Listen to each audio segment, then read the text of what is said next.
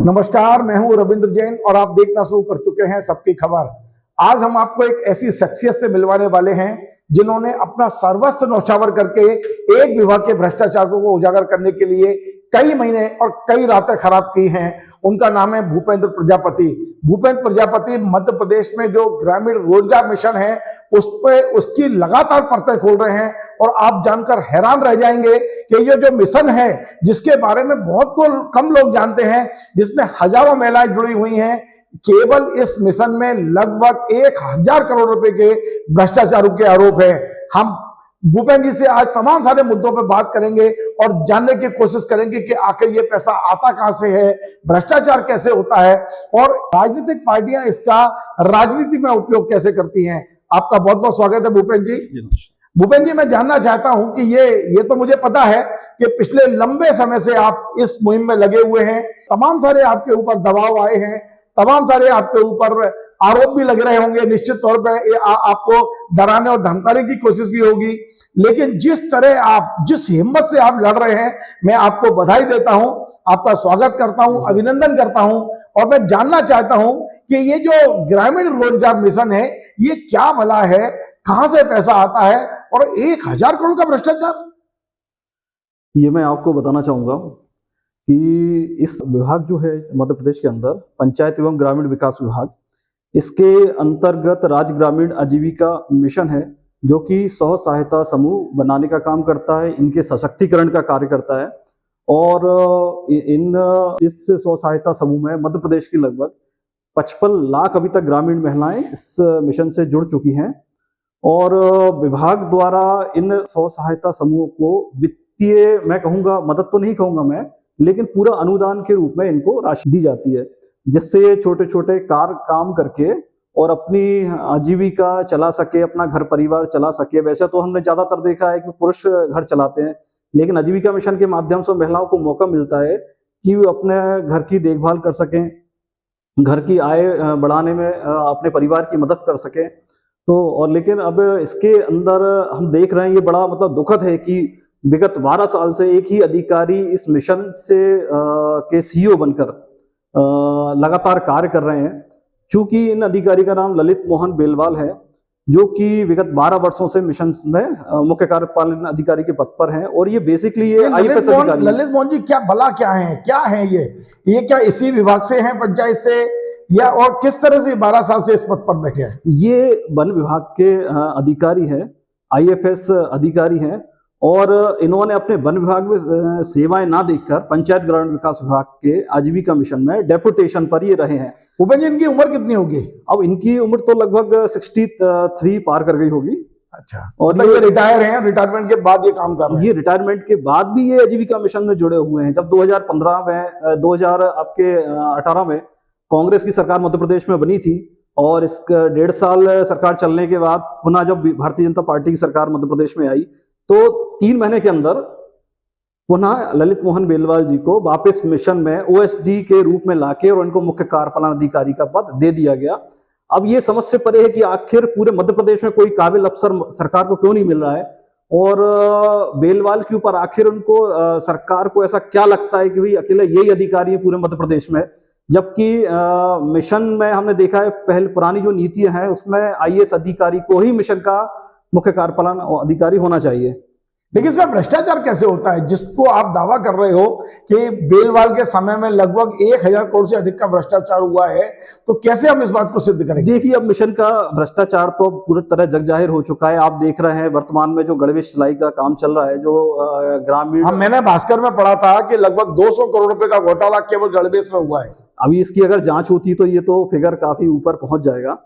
और मध्य प्रदेश सरकार की लेकिन बहुत अच्छी सोच थी, इसके लिए तो मैं धन्यवाद देना चाहूंगा कि ग्रामीण महिलाओं को सिलाई के काम में उनको रोजगार मिलना चाहिए। और उन्होंने स्कूल के जो बच्चे होते हैं जिनको सरकारी मदद के तौर पर उनको ड्रेस उपलब्ध कराई जाती सरकार की तरफ से, वो ड्रेस सिलाई का काम कंपनियों से लेकर उन्होंने गरीब ग्रामीण महिलाओं को दिया है। लेकिन यहाँ दुखद ये है कि महिलाएं तो बहुत कम मात्रा में सिलाई कर रही हैं, लेकिन बड़ी बड़ी कंपनियों से सिले सिलाए कपड़े मंगाकर और महिलाओं के नाम से और स्कूलों में सप्लाई करके बच्चों तक पहुंचाए जा रहे हैं। और लगभग एक एक जिले का जो बजट होता है प्रति वर्ष का लगभग 6-6, 7-7, 8-8 करोड़ रुपए होता है। और अब तो देखिए महिलाएं भी आगे आने लगी है, कई जिलों से शिकायतें आ रही है कि हम कपड़े नहीं सिल रहे हैं, हमसे जबरदस्ती का एग्रीमेंट कराया जा रहा है, हमसे कहा जा रहा है कि सिर्फ आपको तो एग्रीमेंट में चिड़िया बिठाना है, हम सारे सिले सिलाए कपड़े लाके और हम पूरे स्कूल के बच्चों को हम लाके हम देंगे। मतलब आपका ये कहना है कि राज्य सरकार ने महिलाओं की मदद के लिए ये तय किया था कि महिलाओं से ही कपड़े सिलवाने चाहिए, और इन्होंने महिलाओं से एक फर्जी सर्टिफिकेट ले लिया और कपड़े सिले सिलाए बाजार से खरीद के सप्लाई कर दिए। अब देखिए ये तो मैं आरोप अकेला नहीं लगा रहा हूं, मैं विदिशा का एक मैं आपको उदाहरण देना चाहूंगा। वहां पर आजीविका मिशन के जिला परियोजना प्रबंधक थे। वर्ष 2018 में वहां पर कौशलेंद्र सिंह कलेक्टर थे। तो कुछ महिलाओं ने, लटेरी की महिलाओं ने उनके समक्ष शिकायत की थी कि अवैध सिलाई के मामले में उनके साथ लाखों रुपए का उनके साथ धोखाधड़ी हुई है, उन्होंने कपड़े नहीं सिले हैं। और जब इस संबंध में कलेक्टर कौशलेंद्र सिंह ने जांच की और उन्होंने एक कमेटी बनाई थी जिसमें अपर कलेक्टर थे, जिला श्रम अधिकारी थे और एक अधिकारी और थे, और कमेटी बनाकर उसकी जांच कराई ड्रेस की, और वो शिकायत सही पाई गई। इसके बाद जिला परियोजना प्रबंधक को के ऊपर उन्होंने एफआईआर के लिए पत्र लिखा।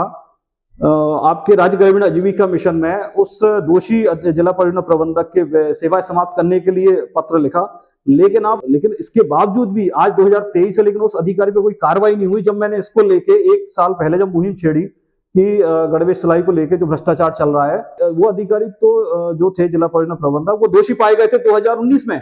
लेकिन इसके बाद उन्होंने 2023 में पुनः उसकी जांच कराई, वो भी किससे कराई? थाना प्रभारी से जांच कराकर फाइल को बंद कर दिया गया। मतलब ये इतना बड़ा रैकेट है कि अगर आप सारे दस्तावेज के साथ यदि शिकायत करते हो मध्य प्रदेश में लोकायुक्त में किसी भी संस्था में, तो उसको बचाने के लिए लेकिन समस्या यह है भूपेंद्र जी, इस विभाग के यदि जांच भी कर ली जाए तब भी कार्रवाई नहीं होती। हमने देखा था कि एक बहुत ही ईमानदार आईएएस अधिकारी नेहा मारविया ने इसकी जांच की थी और उनकी जांच रिपोर्ट भी मैंने पढ़ी थी। उन्होंने बड़ा स्पष्ट कहा था कि इसमें घपले घोटाले हुए हैं, नियुक्तियों में अनियमितताएं हुई हैं। इसके बाद जिन लोगों ने अपराध किया था वो सब बच गए और नेहा मारवा को लूप लाइन भेज दिया गया।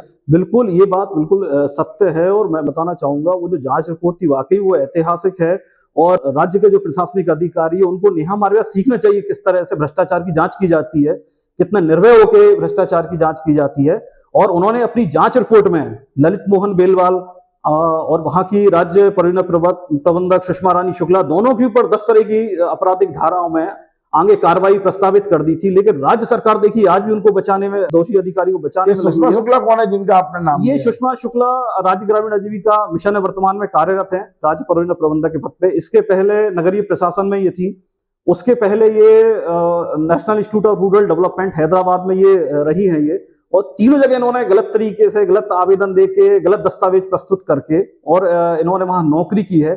और इसकी शिकायत मैंने माननीय लोकायुक्त कार्यालय में की थी, अपर मुख्य सचिव कार्यालय भोपाल में की थी और नेहा मारविया मैडम ने उसी की जांच की थी। आप शायद कोर्ट भी गए, हाई कोर्ट इसके लिए? मैं बिल्कुल इसके लिए हाई कोर्ट गया था और कोर्ट ने वाकई में जितनी हियरिंग्स हुई उसमें उन्होंने बहुत ज्यादा शिकायत को गंभीरता से लिया।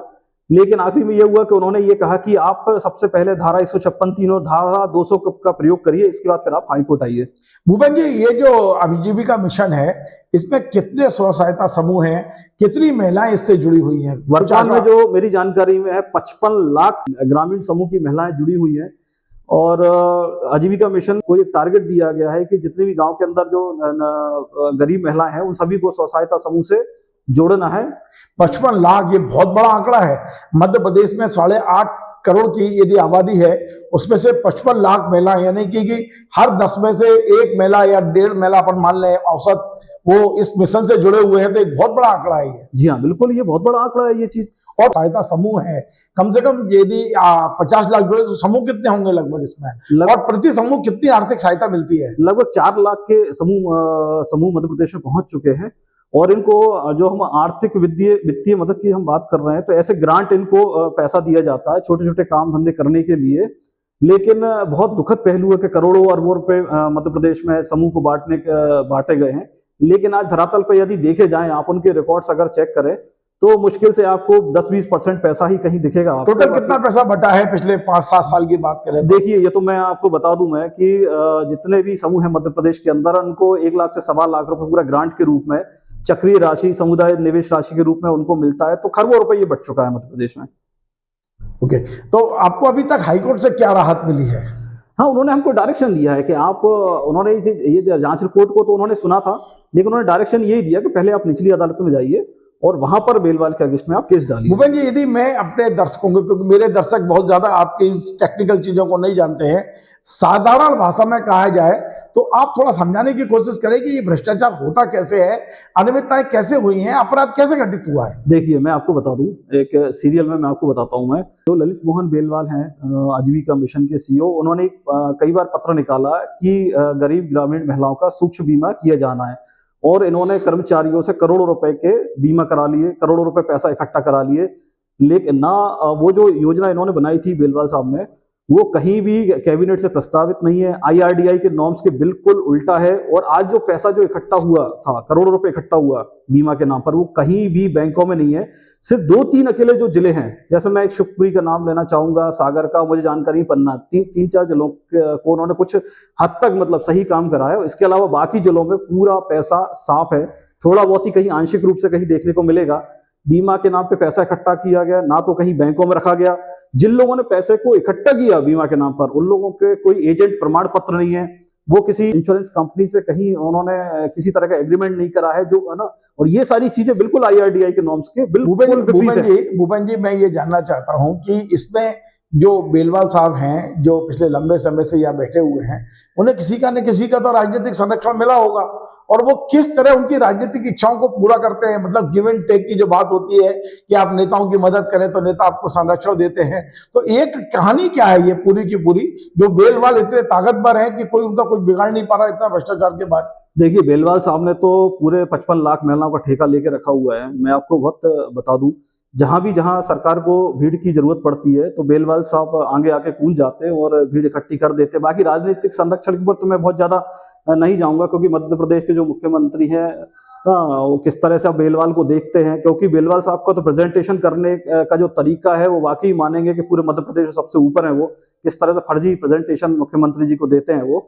और आप देख रहे हैं कि कई कार्यक्रम इन्होंने मध्य प्रदेश में कराए हुए हैं, और वहां पर लाखों लाखों महिलाओं की भीड़ कर दी है, तो उनको कहीं ना कहीं वो एक राजनीतिक लाभ के तौर पे बेलवाल साहब को देखा जाता है। मैं इसमें किसी नेता का नाम तो मैं नहीं लूंगा, लेकिन समझने वाले तो सारी चीजें एक आखिरी सवाल आपसे है कि आप लंबे समय से इस लड़ाई को लड़ रहे हैं, अभी तक एक भी, जैसे नेहा मारवा की रिपोर्ट भी आ गई, कोर्ट ने आपको तमाम सारे आदेश निर्देश दे दिए, लेकिन कहीं किसी अधिकारी के खिलाफ कोई कार्रवाई नहीं हुई है।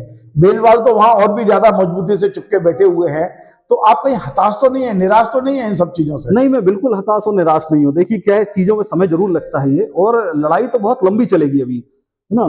क्योंकि मेरी मंशा है कि मैं बेलवाल को कहीं ना कहीं, इनको एक बार तो जेल का दरवाजा दिखाकर रहूंगा, क्योंकि इन्होंने जो गरीब आदिवासी महिलाएं हैं, गरीब अनुसूचित जाति जनजाति की महिलाएं, इनको जो लूटने का काम किया है, ये बहुत ही दुखद है ये चीज। और इन सभी के मेरे पास बिल्कुल सबूत इनके मौजूद है। कहीं ना कहीं अगर वर्तमान सरकार नहीं करती तो आने वाली सरकार करेगी, अगर सरकार बदलती है तो वो कहीं ना कहीं इस पर निर्णय लेगी। चलिए, बहुत बढ़िया। देखिए, ये भूपेन जी हैं जो एक तरह से विशल बिलोर का काम कर रहे हैं, ईमानदारी की लड़ाई लड़ रहे हैं, भ्रष्टाचार को उजागर कर रहे हैं।